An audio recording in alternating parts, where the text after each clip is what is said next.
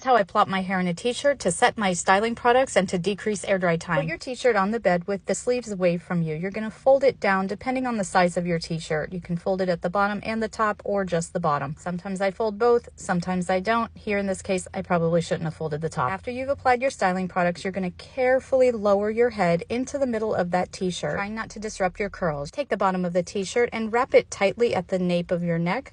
Hold it there tightly while you grab the top of the t-shirt, pull it down, and then hold it there. And then you're going to grab those sleeves. See why I shouldn't have wrapped those up?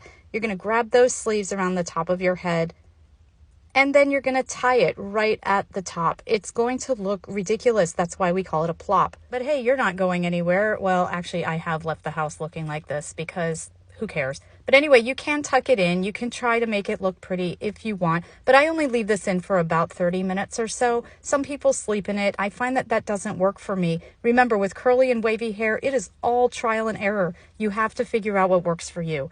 So I'm tucking it in here just to try to make it look decent, just for the video. And there you have it. I'm going to leave this in for about 30 minutes, take it out, let it finish drying, and then scrunch it out. Let me know if you have questions. Follow for more.